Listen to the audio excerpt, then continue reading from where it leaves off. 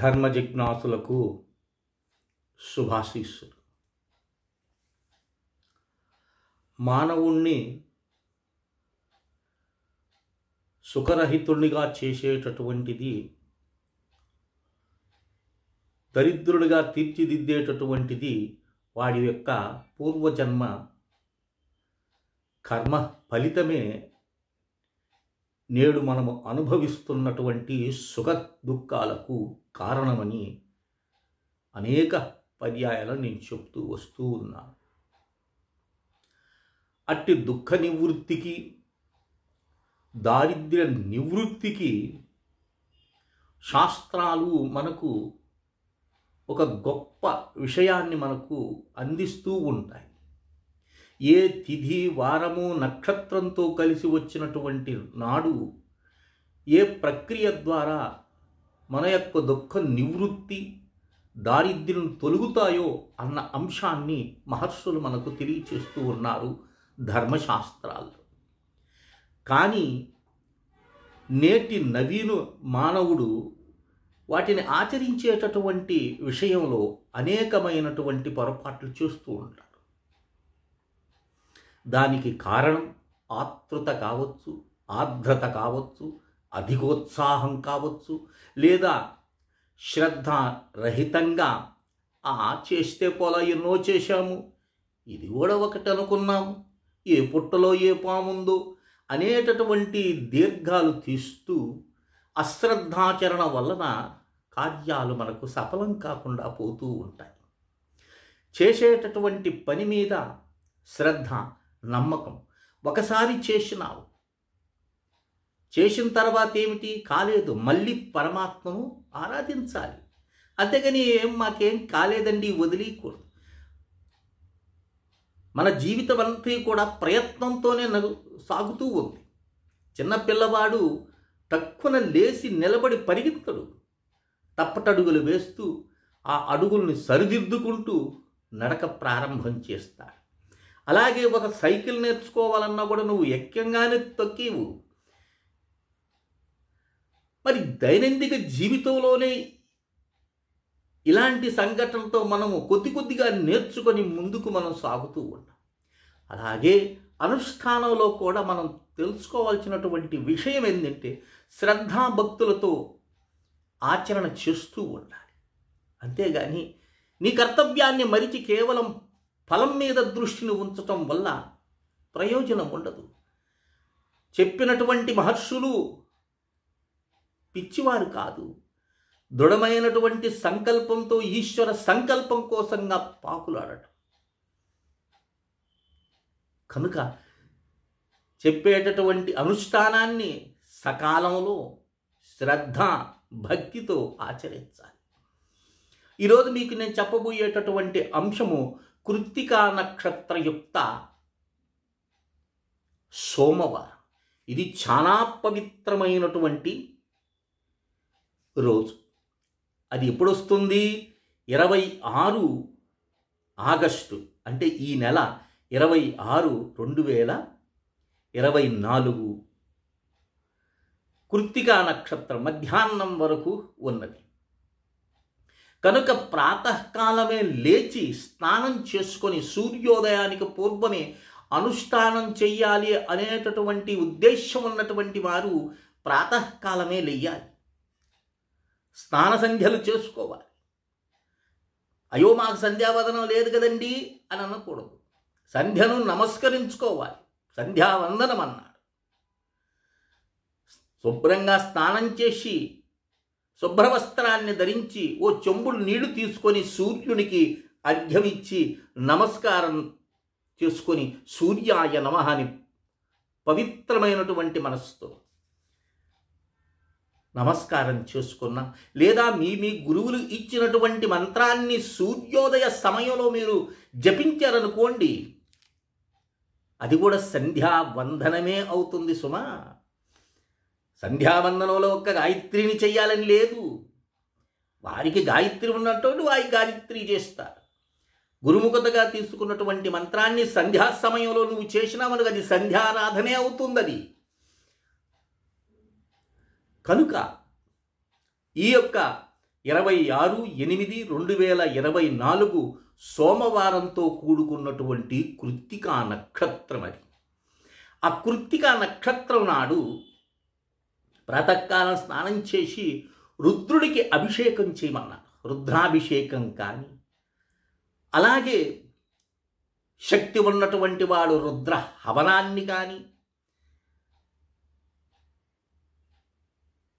రుద్ర కవచాన్ని కానీ, రుద్ర సంబంధమైనటువంటిది ఏమీ లేదా మీ ఇంట్లోనే శివలింగాన్ని ఉంచుకున్నట్లయితే, ఉంచుకోవటం ఏమిటండి, శివలింగం లేని ఇళ్ళు శ్మశానంతో సమానం అంటుంది శాస్త్రం. నేటి కాలంలో అది ఒక ప్రశ్న అయిపోయింది, శివలింగం ఉండొచ్చా ఉండకూడదా అని. చూడండి, ఒక తిరుగుబోతూ తాగుబోతూ ఇంటికి వచ్చి రోజు పిల్లల్ని భార్యను హింసిస్తూ ఉన్నాడు అనుకోండి, ఏనాడైనా ఏ పండితుల దగ్గరికి వెళ్ళి మీరు వీడు ఇలా చేస్తున్నాడండి, వీడు ఇంట్లో ఉండొచ్చా అని ఎప్పుడైనా ప్రశ్నించి ఉంటారా? పండితుల దగ్గరికి వెళ్ళి అది ప్రశ్నించరు. శివలింగం ఉండొచ్చా, ఆ పటం ఉండొచ్చా, ఈ పటం ఉండొచ్చా, వీటితోనే సరిపోతుంది జీవితం మనకి. కనుక చక్కగా శివలింగం ఉన్నట్లయితే గంగా జలాన్ని కానీ, పంచబ్రహ్మ సూక్తం చెప్పినాను 700 మంత్రాలతో సమానమని. ఆ పంచబ్రహ్మ సూత్రం సద్యోజాతం ప్రబధ్యామి సద్యోజాతాయ వై నమో నమః భవే భవే నాతి భవే భవస్వమాం భవోద్భావాయ నమః. అలాంటి మంత్రాలతో స్వామిని చక్కగా అభిషేకం చేయండి. ఏ మంత్రం తెలీదా, పంచాక్షరితో అభిషేకం చేయండి శ్రద్ధాభక్తులతో, భార్యాభర్తలు ఇద్దరూ కూడా. ఆ కృత్తికా నక్షత్ర సోమవారానికి ఎంత శక్తి ఉందంటే దారిద్ర్యాలు దూరం అవుతాయి నీ శ్రద్ధ భక్తితో చేసినట్లయితే. ఇక మహాన్యాసం చేసేటటువంటి వారైతేనేమి, లఘున్యాసం చేసేటటువంటి వారు ఇలా నమక చమకాలతో అభిషేకం చేసేటప్పుడు మనం ఏం చేస్తామంటే, సాధారణంగా కోపస్థ జలాన్ని కానీ, అంటే బావిలో నీటిని, ఈ రోజుల్లో బావులు ఎక్కడున్నాయనుకోండి, ఏదో దేవస్థానంలో ఉన్నాయనుకోండి, లేదా మోటార్లు వేసి నీళ్లు కొడుతున్నారు. వేదం ఏం చెప్తుందంటే, అభిమంత్రించకుండా చేసేటటువంటి జలం విషంతో సమానమన్నారు.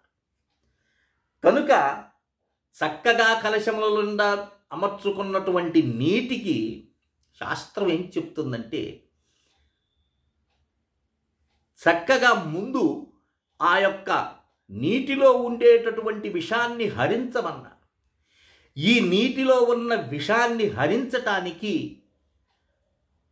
గరుడును ప్రార్థిస్తారు, గరుడ ముద్ర ప్రదర్శిస్తారు. గరుడ ముద్ర ప్రదర్శించి, ఇది గరుడ ముద్ర, ఈ గరుడ ముద్రను ప్రదర్శించి నీటికి చూపించినప్పుడు విషం హరిస్తుందన్న.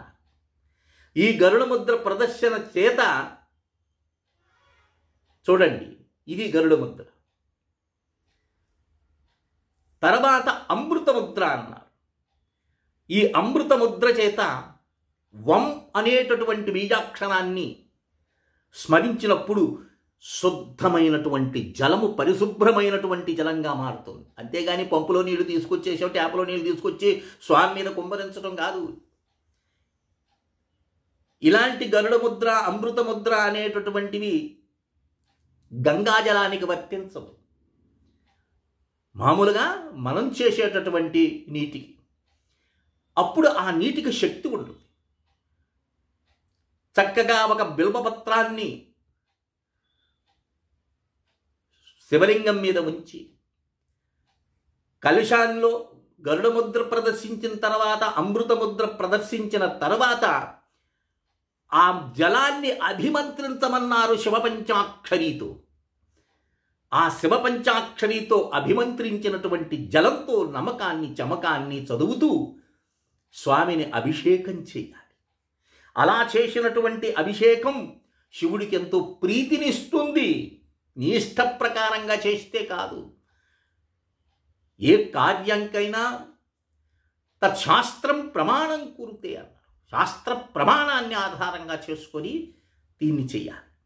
ఇలా ఆ కృత్తికా నక్షత్రయుక్త సోమవారం నాడు చేసేటటువంటి శివార్చన, రుద్రాభిషేకం కానీ, రుద్ర హవనం కానీ, ఏదైనా రుద్ర సంబంధమైనటు, లేదా పూర్వం నేను చెప్పున్నాను మీకు సుమా, అష్టోత్తర శతబిల్వార్చన అని మీకు పూర్వం నేను చెప్పున్నాను.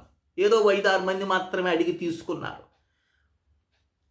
అలాంటి 108 బిల్వాలను తీసుకొని ఆ బిల్వాలతో స్వామిని ఆరాధించినారనుకోండి, స్వామి తప్పక అనుగ్రహం ఇస్తాడు. ఎందుకంటే ఆ నక్షత్రానికి, ఆ వారానికి ఉన్నటువంటి శక్తి అలాంటిది. దారిద్ర్య నిర్మూలనకు ఎంతో ఉపయోగమైనటువంటి నక్షత్రం. అనేక మంది ఎదురు చూస్తారండి, కృత్తికా నక్షత్రయుక్త సోమవారం కోసం తపిస్తారు, ఎప్పుడు వస్తుందా అని. అది రానే వచ్చింది రేపు 26/8/2024. కనుక ఈ అష్టోత్తర శత బిల్వార్చన విషయం కానీ, మరింకేదైనా విషయం కావాలి అనుకున్నటువంటి వారు 9966690246 కాల్ చేస్తే మీకు నేను ఆ PDF పంపిస్తాను. కనీసము ఆ పంచబ్రహ్మ సూక్తంతో అయినా స్వామిని గంగాజలంతో అభిషేకం చేసి చక్కగా బిల్వాలు తీసుకొని ఒక్కొక్క మంత్రాన్ని చదువుతూ స్వామికి బిల్వార్చన చేసినట్లయితే శివానుగ్రహానికి పాత్రులవుతారని శాస్త్రం చెప్తుంది, నేను కాదు సుమా. చేస్తేనే అన్నీ సిద్ధిస్తాయండి. ఇలా చేసి అలా మనకు రావు, సమయం పడుతుంది. ఒక చిన్న తెల్లటి బిందువు పూర్ణమైన ఆకృతి పొందేదానికి 9 నెలలు పట్టింది గర్భవాసం.